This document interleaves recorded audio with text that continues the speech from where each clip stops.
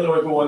Good morning to you all. Welcome to a brand new week. It's Monday, the 10th day of the 10th month, 2022. Welcome to a business paper review with me, Kalu Aja. Hope you guys had a great weekend, and I hope you're all ready for this week. Guys, I'm sorry, lots of bad news. I will try my best. Let's just get through the bad ones very quickly. Of course, you guys heard about the pipeline from NPC or so, 4 kilometer pipeline going to the sea and all that. So, I mean, just to be clear, the pipeline isn't new.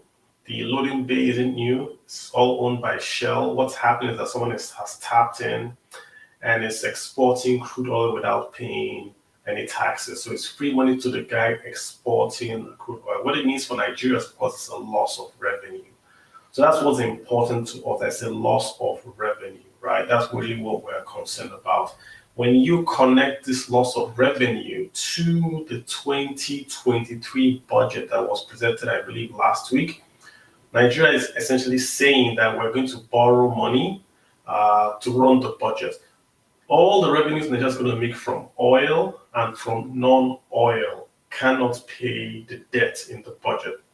So just to be clear, guys, all the income we're going to make from selling crude oil and gas, and all the income we're going to make from selling cocoa, rubber, all total revenues from Nigeria for 2023 cannot service the debt.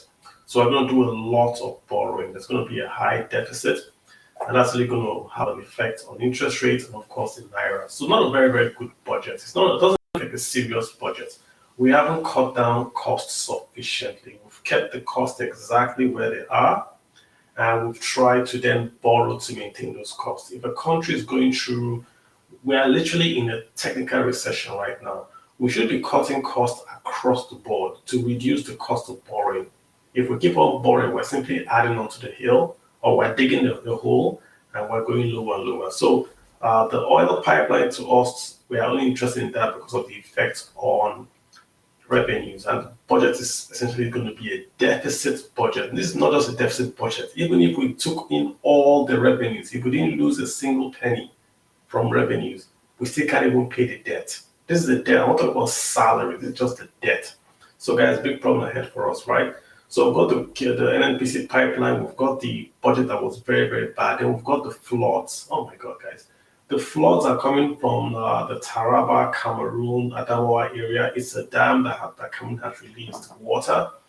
And that water is just pouring and causing the river Benue and the lower part of the Niger Delta to overflow their banks. So what you're essentially seeing is food fields, fields where we have rice, cassava, yam, overflowing with water. So those crops are destroyed. Storage is destroyed. What that means for you guys is going to be food prices are going to go up. When food prices go up, inflation is going to go up. So that's just going to be a double whammy. We're already battling with 22% high food inflation.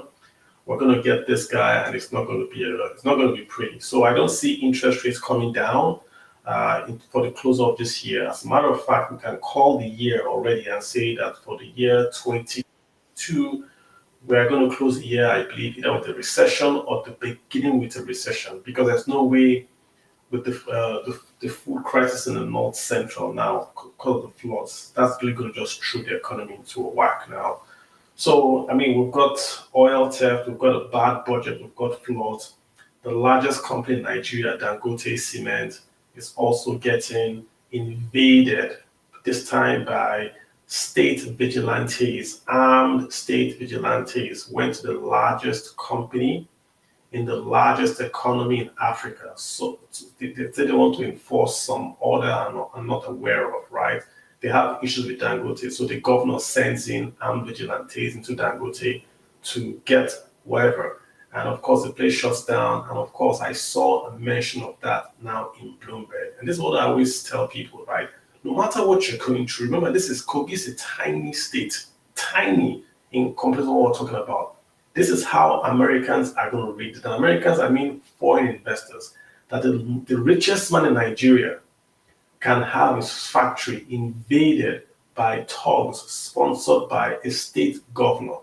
That's how they are going to read it. If you're an American, would you come to Nigeria to invest if you know that tomorrow some state could send in armed vigilantes into your factory? I mean, there are easier ways to do this. There's a court. Go to court. Get this done. We do not have to invade PLCs or companies over tax or over. We shouldn't do that. So that's a bad one. All right, guys, let's get into this. I'm just reading this story from the Punch newspapers. And of course, like I always study with Nigerian papers, you've got to read the entire story because they hide very, very important stories inside the report. So this report is from the Punch. It's saying Forex scarcity hits gas suppliers. And of course, the story is talking about that Nigerian gas, Nigeria exports gas, LNG, but gas in Nigeria is very, very expensive.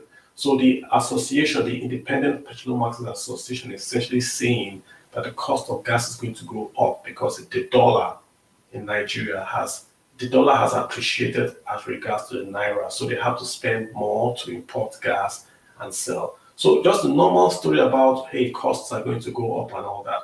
But this is where it caught my eye. If you read down that story, you then see them talking about the issues the Nigerian liquefied natural gas are having. And essentially, the liquefied natural gas, we had the story last week where they were talking about that they cannot export gas because they were having problems with the broken crude oil pipeline. So somehow the crude oil pipelines affect the gas or the ability of Nigerian liquefied natural gas to process gas as well. So they are saying that they've lost almost 7 billion. That's Nigerian liquefied natural gas. But this is where the story gets really, really bad.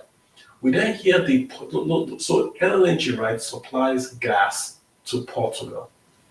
So Nigeria is one of the biggest gas exporters to Portugal in Europe. So the Portuguese European Union, the EU Environment and Energy Minister Duarte Cordeiro is telling his country to prepare because Nigeria is not going to be able to deliver all the supplies. So I'm quoting him here. From day one to another, we may have a problem, such as not being supplied the volume of gas that is planned. So he's telling the guys in Lisbon, listen, Nigeria is not going to supply all the gas that we have contracted for them to deliver. Hence, we have to look for alternative suppliers. So Portugal is telling their country that they want to look for alternative suppliers from Nigeria. I mean, it's unbelievable, right? Oil and gas prices are sky high levels. Nigeria cannot supply oil, and now Nigeria cannot supply gas. So the oil and gas experts is saying it's a double tragedy for Nigeria because one, we're losing revenues, but most importantly, we are losing our reputation as being a reliable supplier of gas. This is not good at all.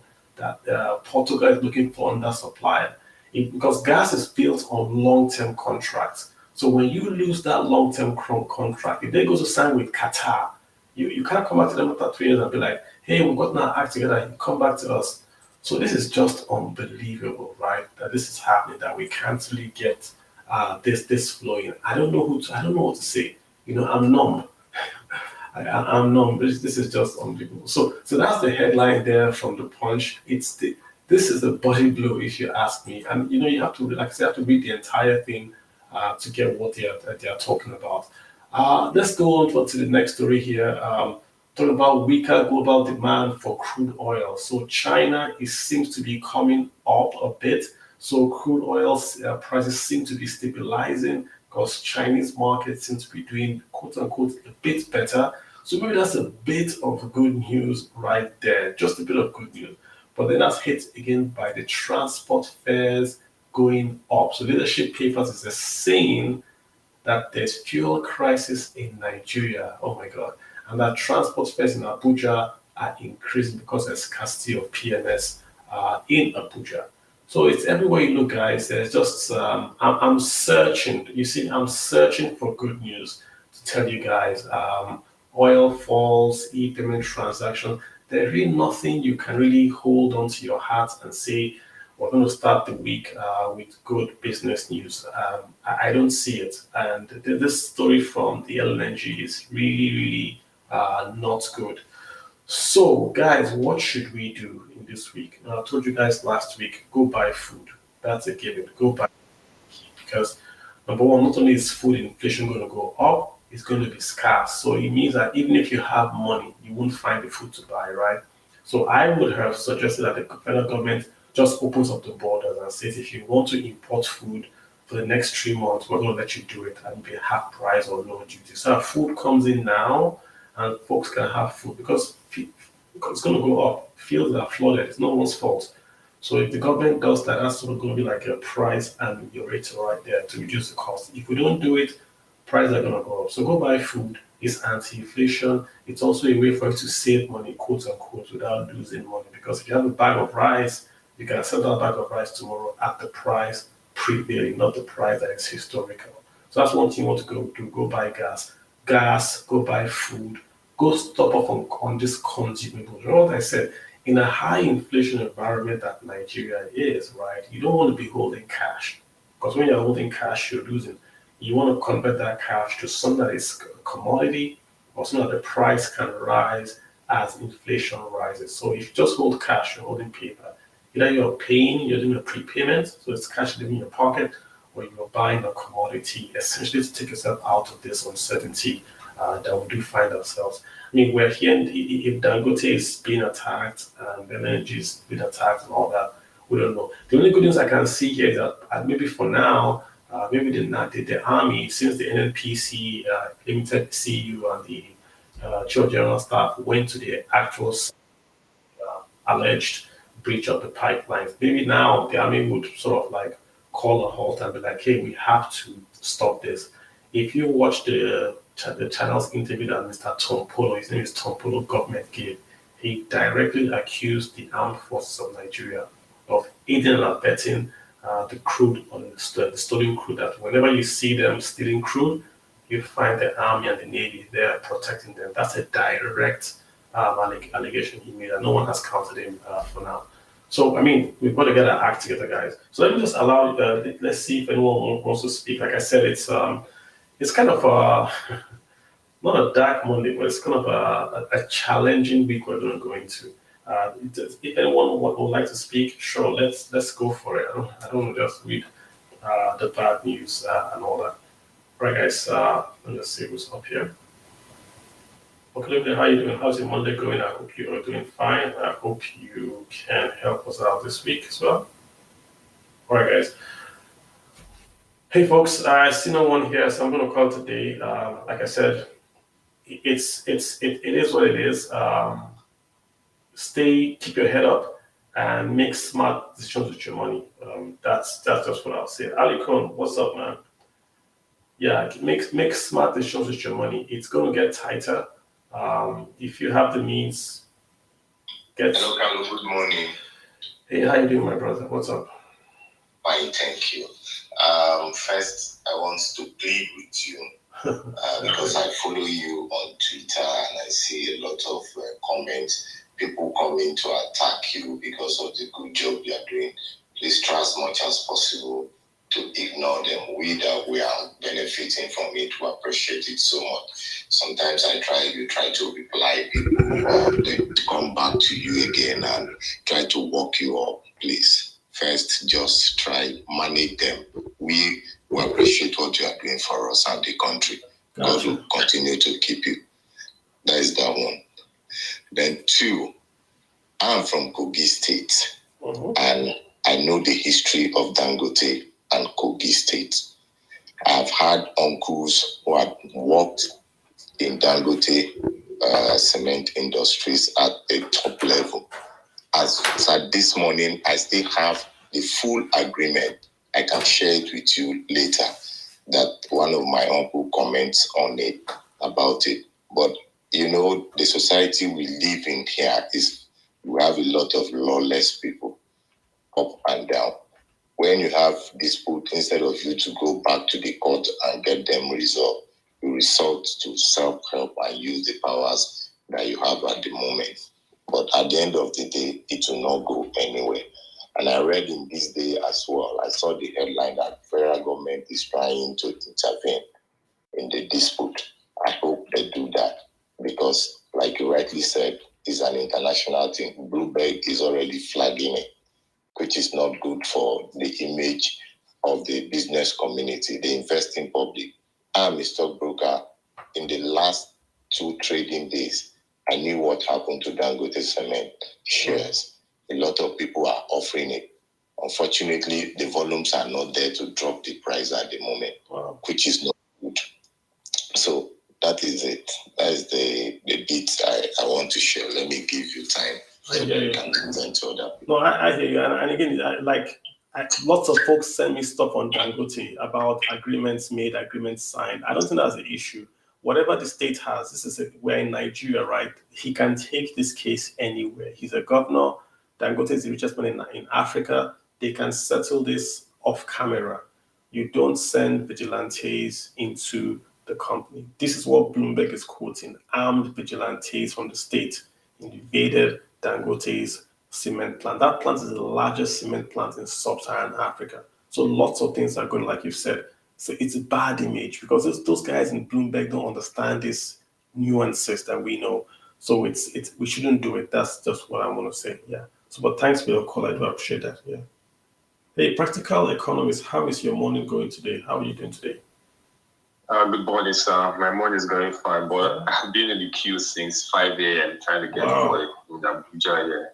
I got here by 4:30, and they just started before now. When did this start? When did this? Practically how my morning is going right now. When did the scarcity start? It started last week now because of the flooding. I mean, we have a lot of trucks stuck in the local Babajida Agis or Kogi State or coming towards inbound from Abuja. Okay. But they're using floods of water where from moving further. Yeah. But from the people I'm discussing with here, they said that the flood is subsiding already. Oh. But the issue right now is that because there's a backlog of 2 cars trying to move to Abuja and the North Central. So they are all trying to hit the road at once. So that has really caused a massive gridlock on the road right now. There's no going back, there's no going forward. So that's another problem all over again.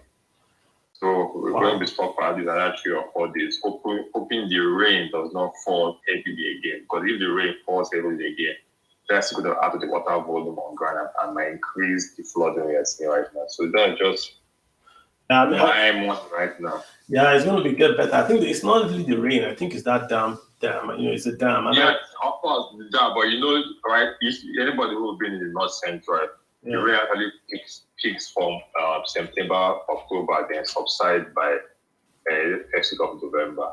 Wow. So if the intense rain falls again, people we see that 5 days of intense rain by October, that's another problem again too. Because it really gets flooded whenever we have that 5 days of intense rain. Yeah. It actually happened around September, October, before the rain subsided in November. So that has been a pattern for the last 3 years, 90%. I read a report that said that Nigeria was supposed to have built a dam. When Cameroon built their dam, we were supposed to have built our own dam in that. That Danhani Dam was supposed to act as a retention dam. So whenever Cameroon releases the water from their own side, that dam retains the massive volume of water, then keeps it there. Then during the dry season, when the water level has gone down, releases it back to the ocean. That was just the whole idea. I heard the Shagari government was working on that plan before the Buhari coup in 1983 came in place, and that ported the whole thing. And again, African leaders, we are usually reactive, not proactive. So we never had a system where intense flooding happened, and nobody factored in global warming into the picture. I mean, we've never experienced this level of flooding. The last time we experienced it was in 2013. That was around Anambra and most North Central Kogi, Benue, and Delta. But we've never to this level of intensity. This one is really, really massive. So right now we have to take it up because this is going to be like a recurrent because Cameroon releases that dam every 2 to 3 years when the effect of water is very high. So just with the effect of global warming and what you're seeing right now, the next 3 years when Cameroon releases that dam, I think we're going to have more. So what I'm expecting now from the government now is to start considering how they can look into that Danhani Dam to start construction. That's not going to be a massive scale. It's not going to happen in the next 2 or 3 years, but we need to start doing something right now about it, because the next one we're going to see, I can't even imagine the scale of it right now. All right, no worries. Thanks for letting us know that. We appreciate you, right? Okay, let's get. So before I go, I really want to ask a question. I dropped it on the comment section there. I really like if you can answer that, or if anybody in the platform there can answer that. What's the question? I'm trying to understand on the LNG, okay, the refined natural gas. I'm trying to understand the concept how LNG is able to export gas to the European market, but cannot build capacity in order to saturate local supply in Nigeria. I mean, does it make sense? We have LNG, we have natural gas in abundant quantity, and we are still importing gas. So if anybody can put me through that concept, is it like we're having a challenge in terms of infrastructure, or it's not feasible or something? I really don't get it. Last week I read the report from the MD of the liquefied natural gas. He said that they are doing 100% of all their output. So there are 2 types of gas. There's butane and there's propane. From what I read, we are meeting the butane part 100%. The propane, he said something I didn't understand. He said they supply, but Nigeria can't take up the demand. Like he was saying, they supply, Nigeria can only take up 40% of the propane. That's what they wrote. I don't know if that's an error, but that's what I read there. Nigerian market or the Nigerian market. So LNG is supplying 100% of what they produce is going. They've stopped exporting. They are supplying it now only to the Nigerian market, but they cannot meet up. That's what he said on that. Okay. So they can't meet up capacity on their own side. Yes, because the plant, the LNG's output is down now from about 98 to about 68.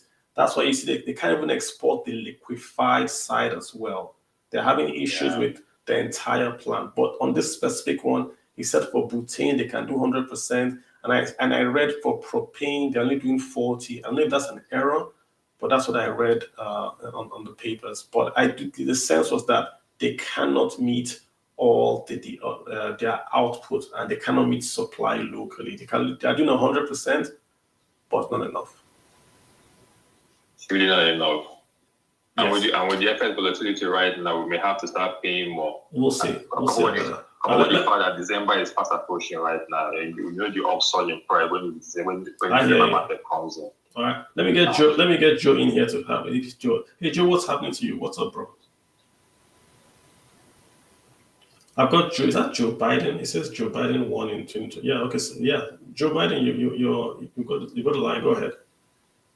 Okay. Good morning, Mr. Carlo. How you doing? And everyone here. Thank you so much for inviting me to this forum.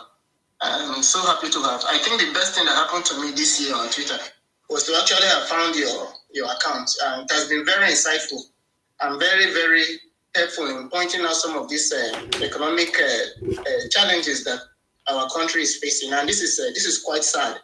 You know, a country of 200 million people. I'm so disappointed because making my input this morning, I wish I could have also been able to hold on to some positives from this country. But it's just so sad that the only thing I can offer now is lamentation. You know, there are so many things that Nigeria should be the market leader, if not in the world, in Africa. And there's not one thing that when you pick, you can find Nigeria leading. We're supposed to be the king of crude oil exporting business in Africa. And now Libya has knocked us off that perch. We're probably behind Angola. We're probably behind Algeria. We're probably behind Ghana right now in terms of crude. We're supposed to be a market leader in palm oil. Malaysia knocked us off. I think we're number 4 or number 3 in the world in terms of palm oil exports. We're supposed to be a market leader in cocoa production. Ghana and Cote d'Ivoire has knocked us off that pitch. So we're not a market leader in any of those things. Back down to the sad part now is this the LNG exports. That was supposed to be again number 1 in Africa. And right now, again, this report coming again that we cannot even meet the tiny quota that EU needs. So what really is the problem with this country? It's management, bro. It's management. There's nothing. It's management, right? That's what it is. It's, we have a lot of resources, but the CEO cannot turn those resources to wealth for everyone. That's what's going on. It's just a bad CEO. It's not a. That's what's going on. Yes.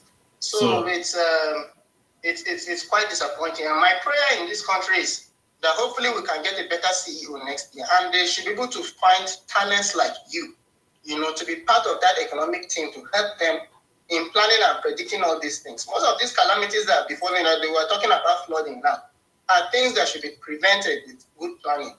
It is very sad. The other day I was commenting that it was Sani Abacha, somebody that has been vilified, called a villain in this country, that was the first person to actually articulate a vision for this country. And people who have gone to school, people who have come after him, leaders that have come after him, ought to have been able to pick that aspect of his leadership and be able to plan a vision for this country. Yeah. We should not always be taken unawares by flood. Something that we could always anticipate and plan for. And then every once in a while, we wake up again and we are. In fact, this year is the worst year in terms of flooding problem in Nigeria. Hear you, bro. I hear from you. the northern part of the country down to the south. Joe, I hear you. There is no answer. There has been no contingency plan to prepare for this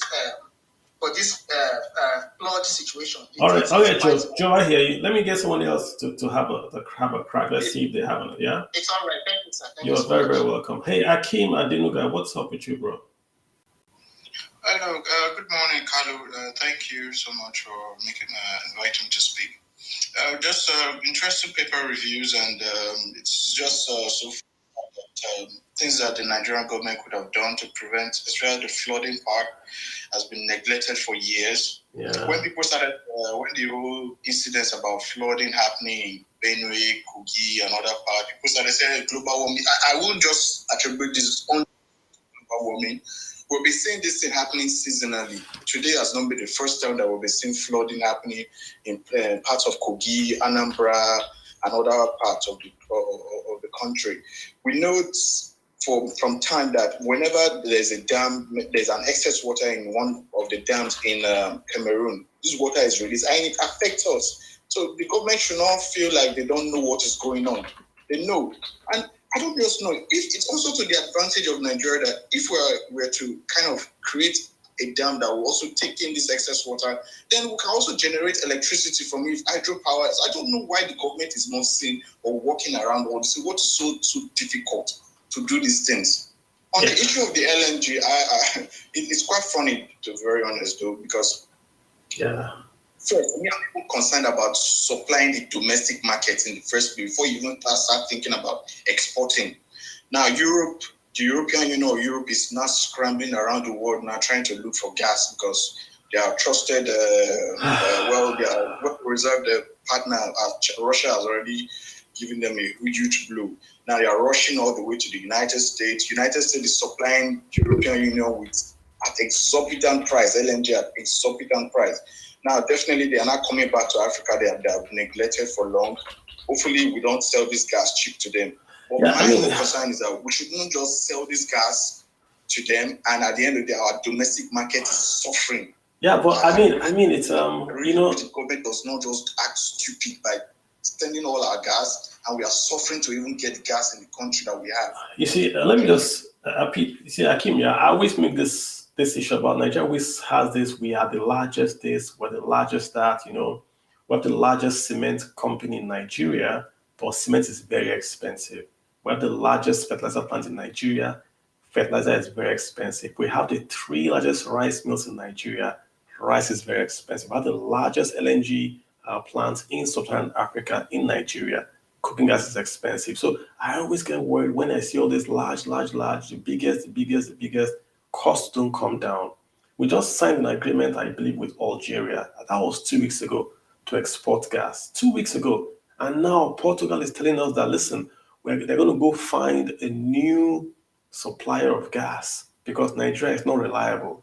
I mean, LNG used to be this, company.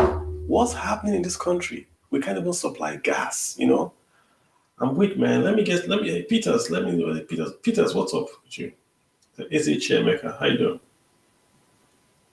Hey, Peters, you got you on going once.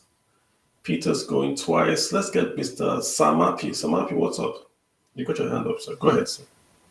Good morning, Carly, for having me. Hey, how you doing? Every time I read the news, I'm always depressed about Nigeria, and I've just come to a point where I'm like, what's happening? So I remember I had a vision last time where I saw the naira at 1,000 to $1, and that's a lot of the reason why I even moved into crypto. And I know it's going to get worse because I'm hearing about the flood now and how it's affecting price inflation of food. So I know that with that kind of demand pressure, with these scarce commodities that's going to be available, the price will go up. So a lot of my worries is basically about how the normal man on the street who don't have any alternative will do. For a lot of other people, people can buy shares, people can buy bonds, people can buy dollars. But then what about the normal people on the street? So my heart breaks when I hear news like this. So I don't really have anything to say, but I just feel like I should vent out my frustration because I feel like a lot of the people that we have in Nigeria are not visionaries when it comes to the leaders, because the visionary leader will not just plan for the 4 years; they will plan, for a very long time, and that's what I'm just praying to God, that we have those visionary leaders that will plan very long term for us. So basically, that's my own issue. Yeah, thanks, bro. I mean, it's sometimes I come and read and it's like I'm just spreading bad news. I'm looking at the headlines. There are many I won't even touch. They're all negative.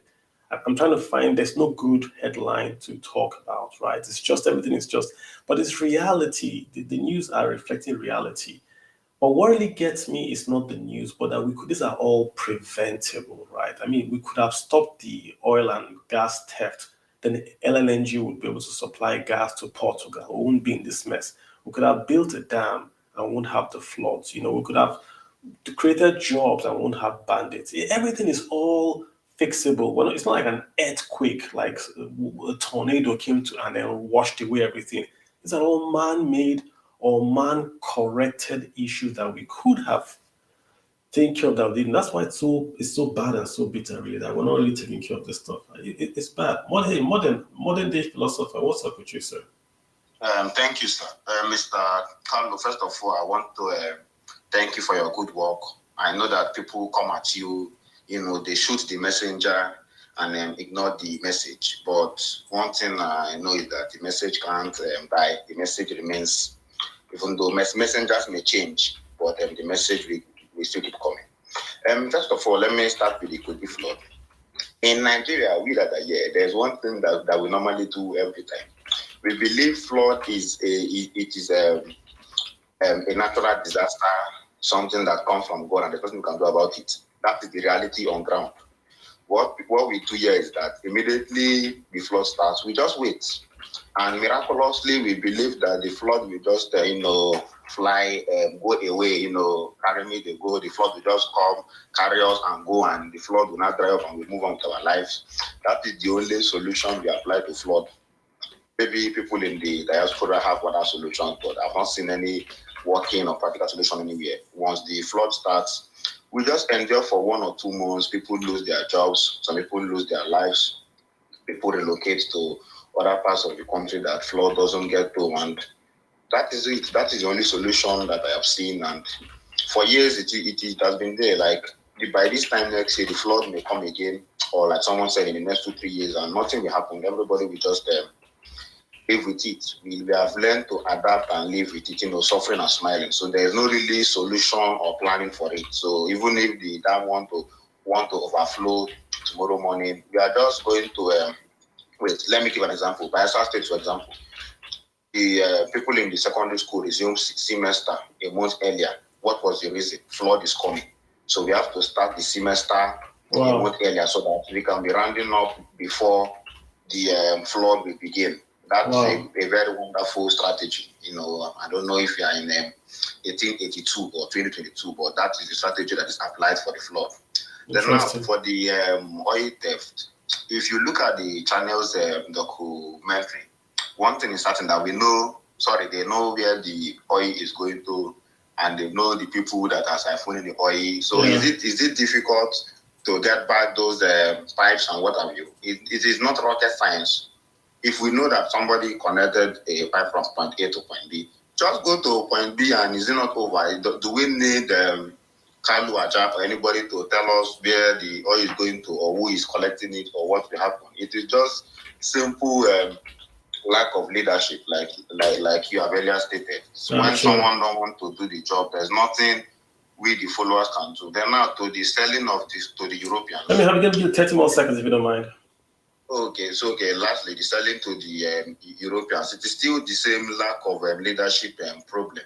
Europeans are seriously searching for alternative, and the leadership here don't want to be that alternative. So we are still going to keep suffering and smiling. Price of things going high. Anybody that can keep dollar, it is good you keep dollar in your house or wherever you store your money. And I won't advise you to save in another currency now aside from the dollar. Thank you very much, sir. You're very welcome. Hey, let me get Madwa Buchi. I hope I got that name right. How you doing, sir? Go for it.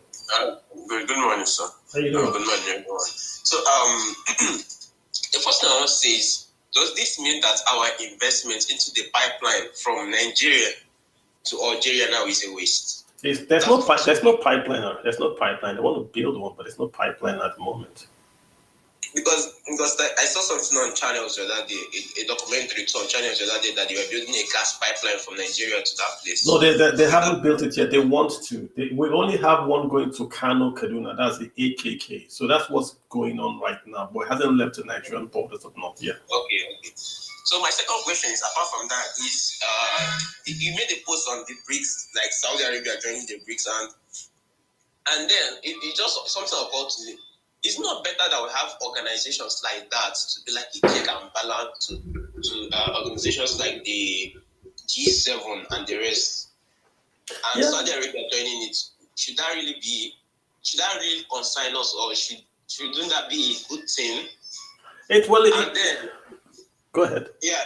So I'll just make my last submission so you can answer all of them. So my last submission is, aside from building a dam, shouldn't we do something like what we have in the Rhine River in Europe? We dredge this river, Niger River, Benue rivers, all down to the tributaries we have in the Niger Delta. Then have it so that we can barges and at least larger vessels can pass and reach places like Lokoja, Benue State, and all those stuff. Then states themselves, aside from the flooding that there should be a dam there. Then I hear you. I think I got your question though. Just very, very quickly. Very, very quick. Let me see if I can answer. So can you still hear me? Yeah, I can hear you. Can you hear me, please? Because I was built in Jakarta and Japan, where they use it to prevent tsunamis and floods and the rest. Okay, I got you.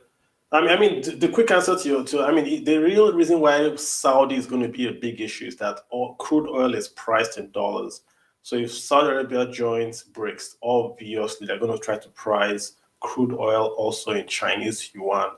So what that would mean is that the power of the US dollar will start to loosen. It won't loosen in the next 10 or 50 years, but it will start to loosen considerably if you don't price crude oil in dollars. The strength of the dollar is that everyone needs it. If you want to buy anything, you have to get a dollar. So if Saudi joins BRICS, that's going to be a sure pathway to crude oil also being priced in yuan, which would then start to have a bipolar war and all that kind of stuff. That's really what we're going to. On the dam, I'm not an expert. I think a dam would work very, very well to hold the water back. But let me let the experts talk about the topology and all that kind of stuff. Hey, Wale, what's your mind? Wale Ogundare, what's your mind, sir? Go ahead. Morning, Kalu. How's it going? Very, very well. Thanks for asking. Excellent. Thanks for having me. You're welcome. I think a lot of the contributions I listen to, I think it's because Nigerians don't understand that all of the loans we've collected, and I always look at over the last 40, 45-year horizon, the government hasn't applied those loans on fiscal infrastructure. I say this in every single space or every opportunity I have. Because you see, guys, the ability to spend on infrastructure. And infrastructure, let me break it down so people understand it again. Things around energy. We've discussed a lot around energy today. And energy really talks about, oil and gas and power and all of those things. Then transportation. Transportation, looks at all of your roads, rail, aviation, maritime, urban transportation, and stuff like that. Then ICT is the third one, followed by social infrastructure, which looks at, all of your, when you hear social development, things around women affairs, education, sports, tourism, labor, all of those kinds of things. Then housing, obviously housing is housing. And then security, all over the place. How can we begin to centralize that security, create the right database, secure the lives of citizens? And then again, some of the things we've talked about today, which I usually call WAM, water mining and water agriculture and mining, I usually call it WAM. Those 7 critical areas, if you check over the last 45 years, that how has Nigeria tried to develop those things with loans, you will find out that we haven't. We have always spent more as a country on the things that Yorubas call owó ní receipt, which is recurrent expenditure. Those things that you spend money, all these frivolities. Meanwhile, the things that will help us reduce poverty as a country, we're not spending money on it. The things that will help us build for the future, e.g., all of these gas pipelines and ensuring we're able to, do long-term contracts in LNG type contracts, oil and gas type contracts, the things that today should have ensured that we're not suffering as a nation. Over the last 40, 45 years, Nigeria hasn't spent money on it, ladies and gentlemen. This is where we are as a country until we all realize it, that look, any government incoming, this is how you need to spend money. These are the things you need to spend money on. Tell us how you're spending money on these things. Until we realize that, we'll just be running around like this thing chasing its tail. That's why we will blame simple flooding situations on the easy one, which is global warming. It's easy to blame. Meanwhile, all of the spending that we should have done around water resources, we haven't done it. Yeah. Thank you, Kat.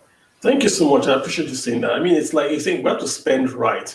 And unfortunately, we're in a position now where we can no longer even spend right. If we're going to spend 100% of the revenues that we receive from the body is going to go to debt service. Again, guys, it's not a typo, 100%. So 100, it's more than 100%, but 100% of the revenues we're going to get are going to go completely into debt servicing. Let me get Mukhtar. Let me just say his name. Mukhtar Alaska. How you doing, sir? Yeah, I'm good, brother. How you doing? Cool, great. How about you? I'm very well, sir. Yeah, I'm good. This is the Nigerian business space. I mean, I'm a businessman from Alaska. I'm a Somali American. I'm one. All right. Let me get Ileri. Hi, what's up with you, sir? Ileri Ayo. How you doing, sir? Mr. Kalu, I'm fine, thank you. Thanks for the opportunity. I'm by no means an expert in economic matters. Perhaps the knowledge I have is in economics in secondary school. But I wanted to ask the question, looking at these problems that we have, what can the different classes of people in the nation do? What are the practical steps that we can take? I know you mentioned that we can stock up, on food and things like that, but what other steps can we take? Perhaps some middle class people decide to do some things. What can they do? Some lower class people, what can they do, to contribute to the solutions? Is it for the flooding, or what precise problem are you talking about? Perhaps the issue is mentioned that perhaps bigger than just a single person. Yeah. So you mentioned the dam, you mentioned the gas issues, but what can we do? To be honest with you, bro, I think the easiest and simplest thing you can do is to go vote in February. That's what you can do. That's the only thing I think you can do now that has an effect that is going to really have like a wide effect on all the sections we were talking about. You voting the right CEO. I mean, where are you going to start? Are you going to do the floods or the budget or LNG? You really can't get anywhere. So you're going to go tell your friends and say, who do you think is going to be the right CEO? That's really it. I think people are calm in Nigeria now because February is giving them hope. Everyone is going to say, like, listen, let's just wait a bit till February and we're going to vote a new president and things will work.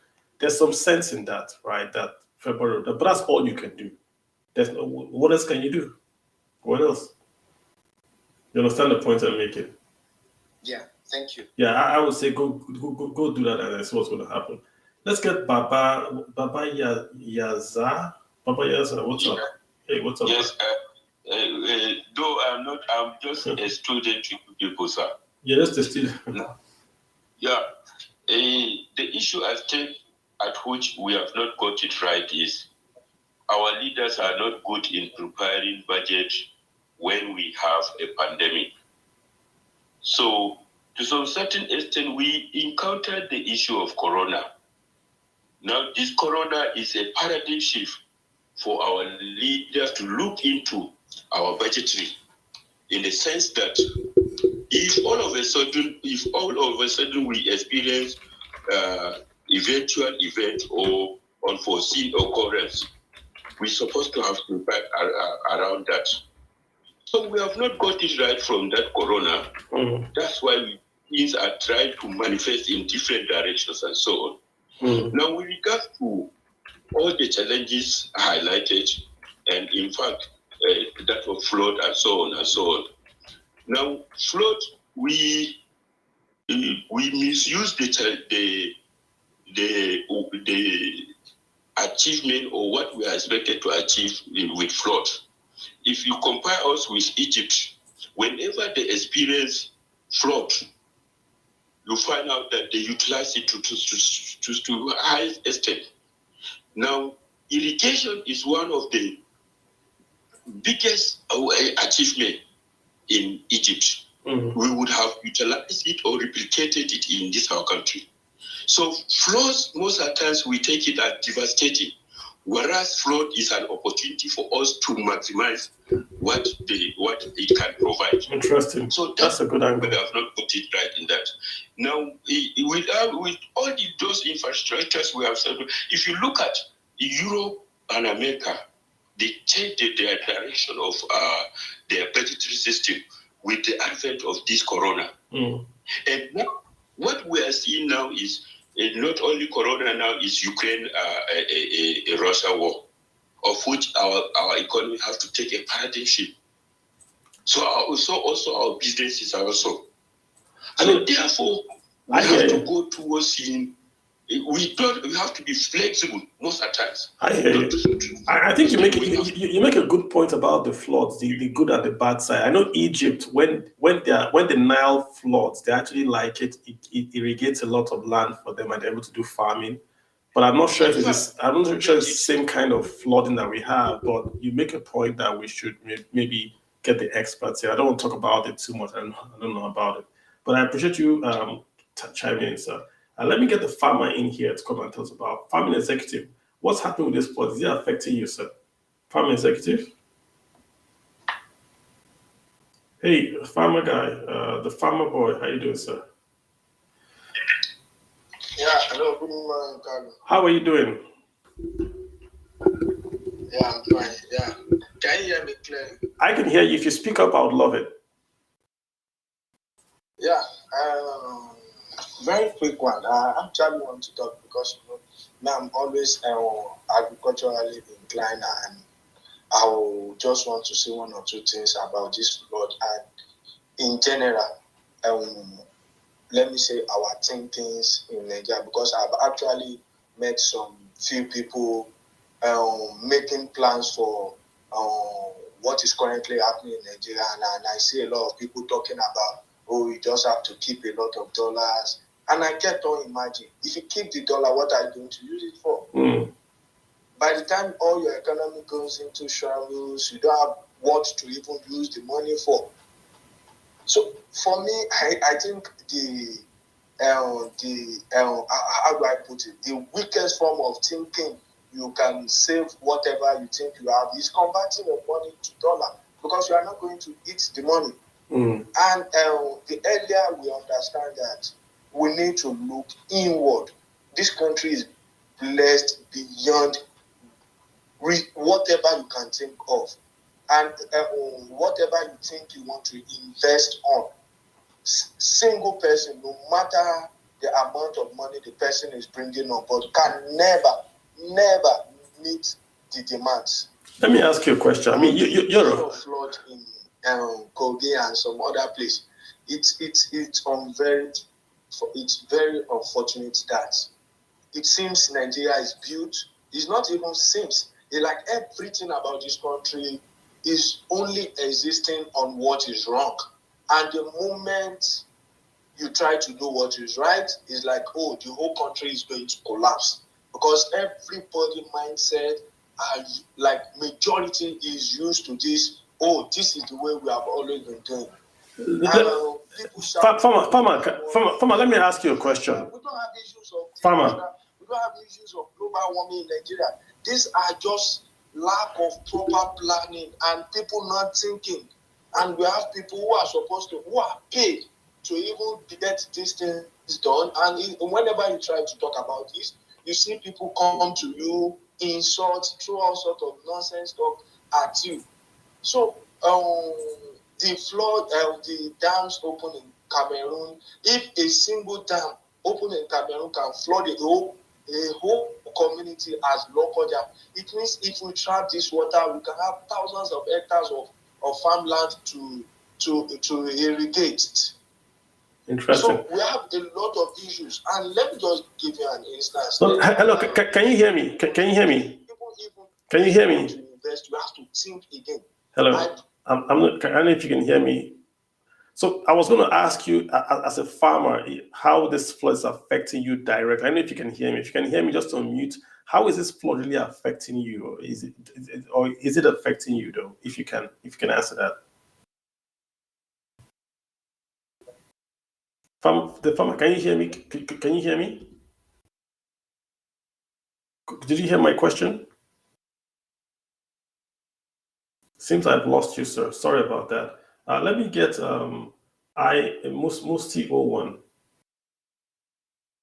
Yeah, good morning, Kalu. How you doing?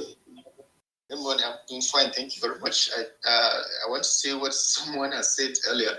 I think one of the best things I found on Twitter is this handle, Kalu Ajayi, on the whole lot of education in bringing out and ways to make Nigeria better.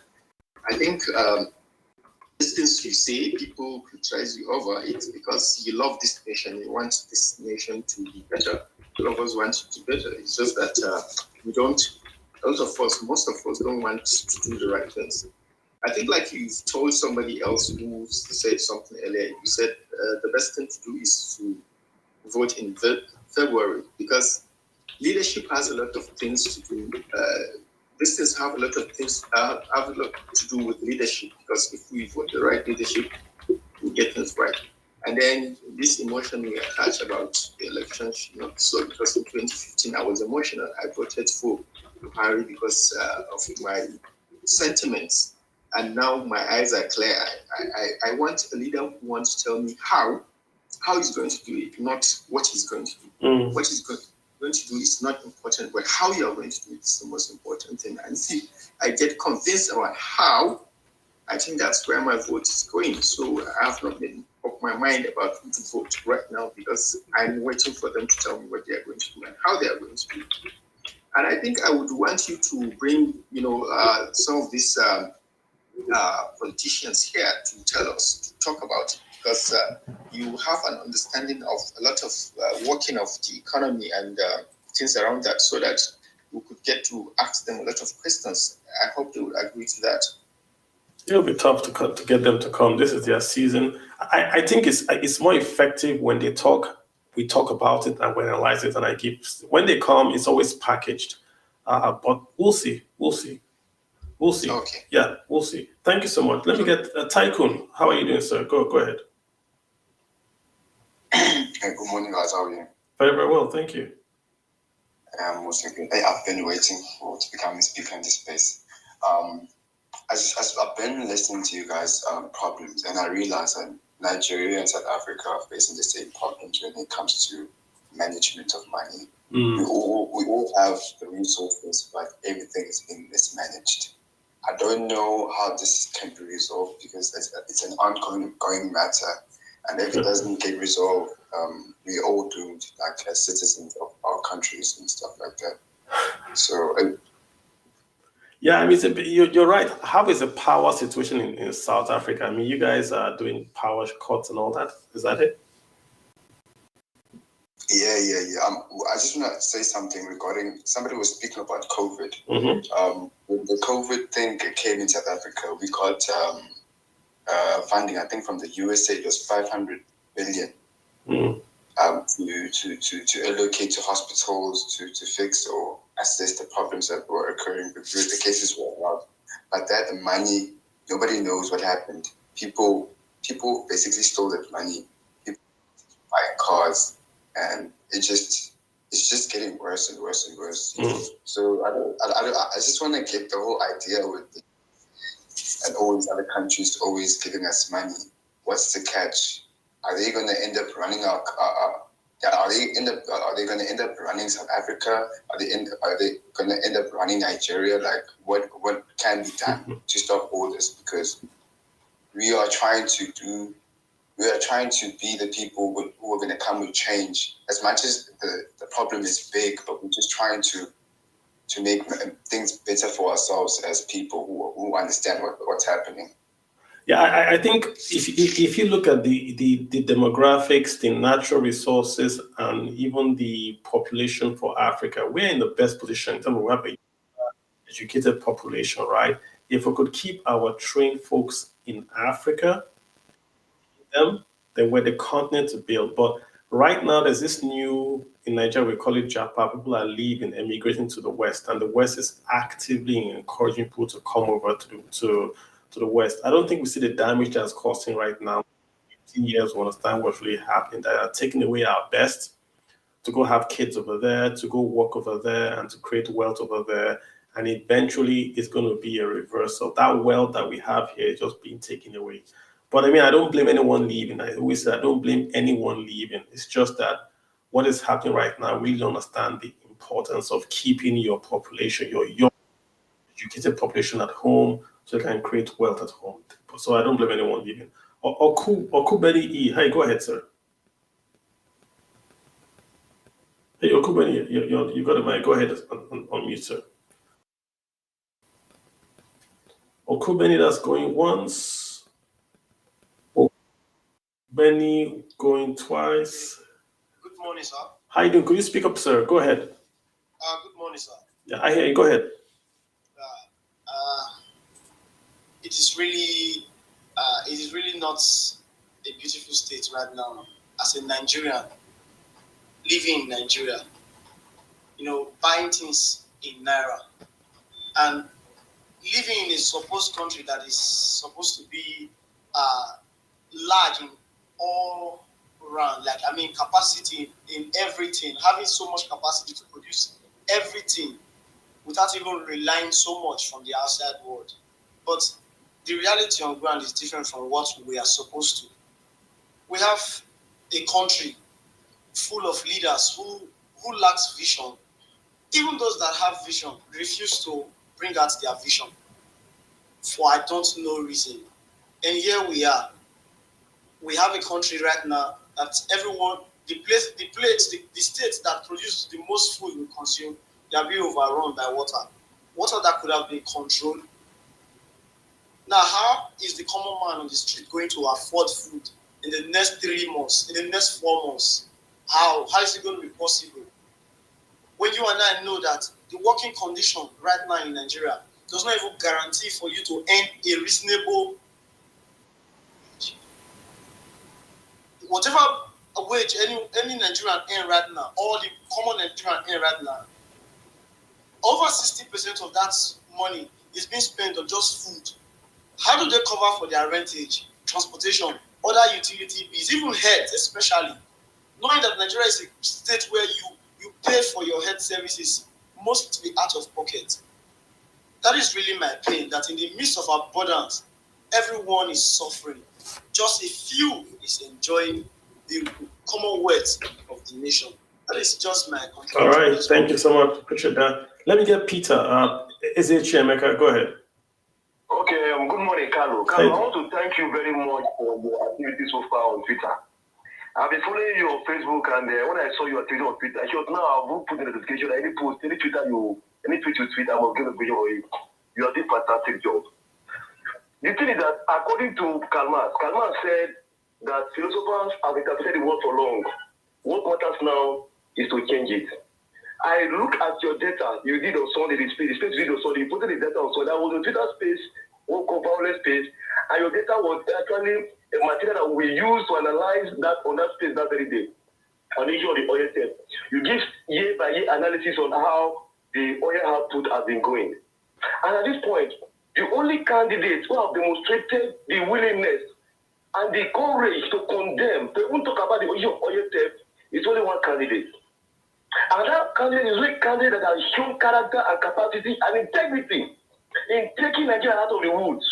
So the point I want to make here is that we don't need to sugarcoat word anymore. We have interpreted this problem of Nigeria for long.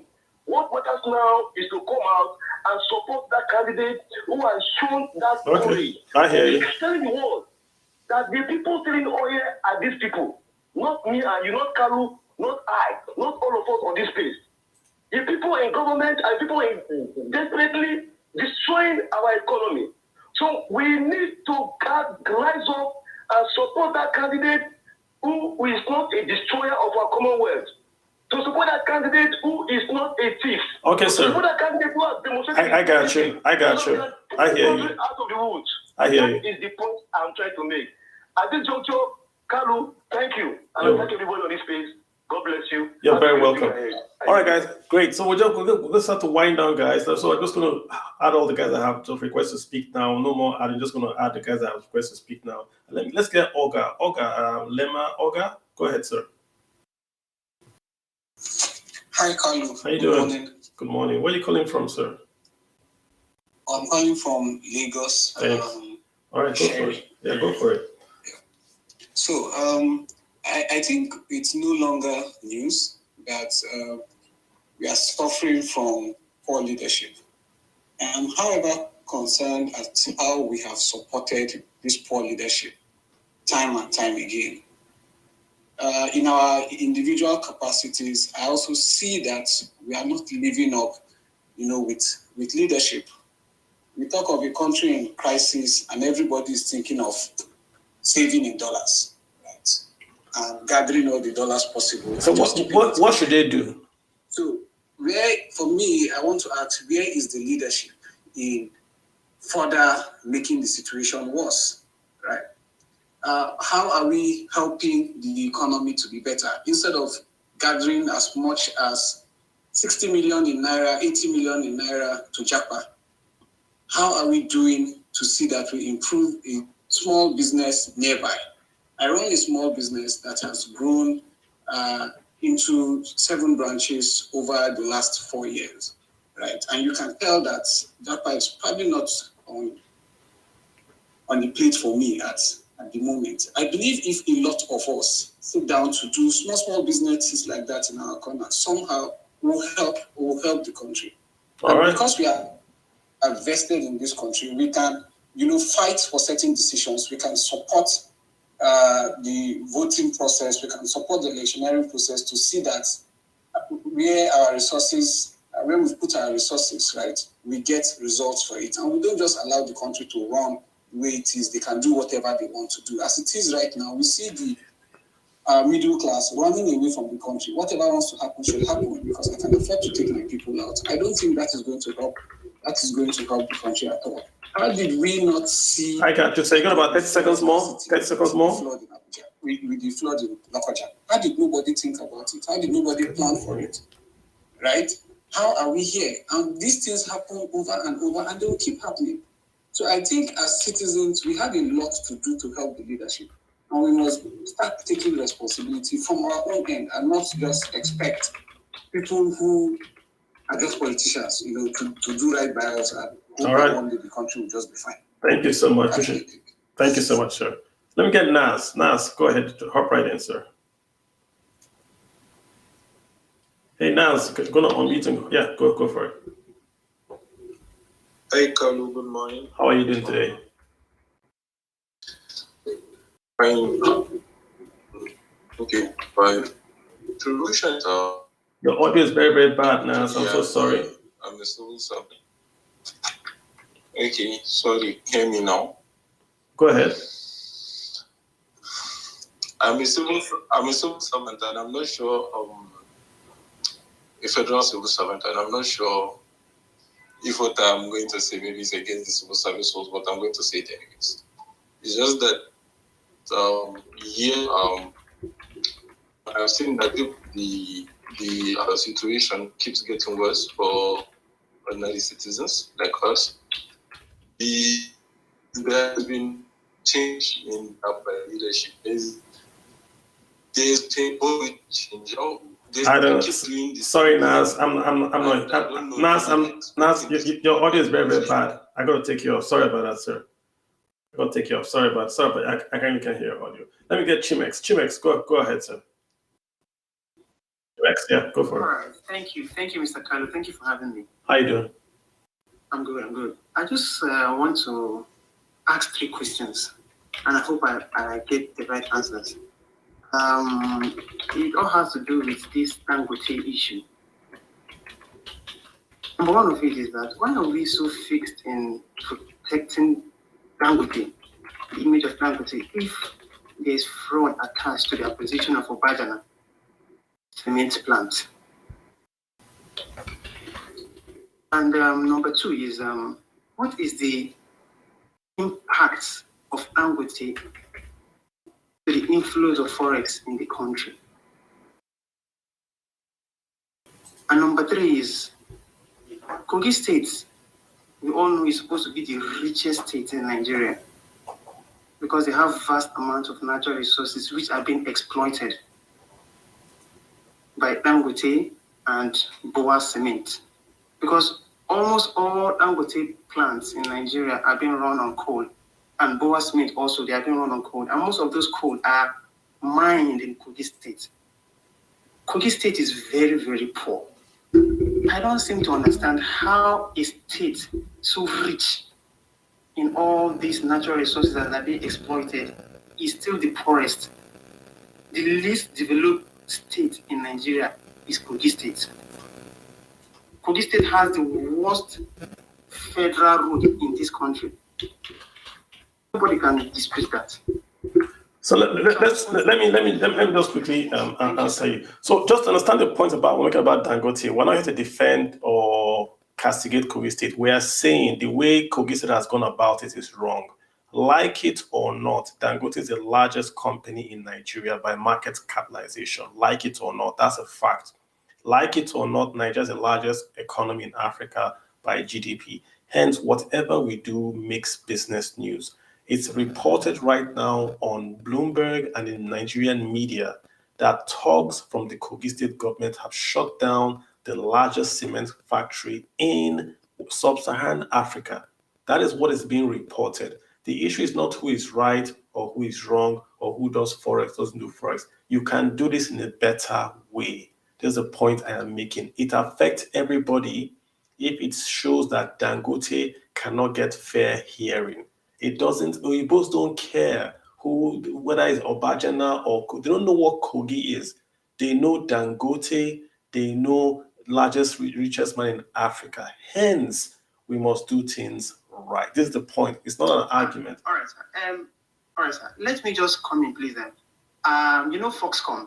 Foxconn is a Chinese company that manufacture iPhones. All right? They were hit with an allegation of child labor, whereby those laborers protested, all right? Apple was one of their biggest suppliers in China, in Foxconn factory.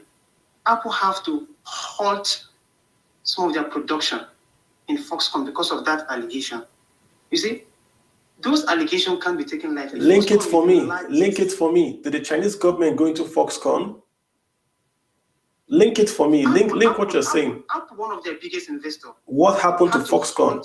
I hear you. So what happened? Did anybody go and invade Foxconn office? One of their biggest supplier, one of their biggest investor had to halt production from Foxconn. Link it for me then. Link it back to Dangote and the factory in Kogi. What is wrong is that the government of Kogi has gone into the factory So Bloomberg does not care who Kogi is or what agreements you have. The news will flash across the world that the largest cement factory in Nigeria has been taken over by armed thugs. Dangote Cement is the largest capitalized company in Nigeria. This is the point I'm making to you. I'm not defending Dangote. You can't do it this way. You can't do it this way. All right. Thank you so much, Chima. Hey, guys, we'll have to cut today. We've spent about an hour. So it's just a paper review, not a real Spaces. We try to do real Spaces on Saturdays by 7 p.m. This is just a paper review. So thank you all for joining in and just reviewing the papers with us. We'll try to do it tomorrow if we have good news. I'll try to do something light-hearted, but if we don't get any good news, I'll just skip. This is a really kind of a downer for Monday. But guys, don't give up. Let's go out there. Let's go make the week count. First day of the week, go out there, make it wonderful for yourselves. I'll see you guys hopefully tomorrow with better news. Otherwise, have a great week. You guys take care of yourselves. Love you and bye.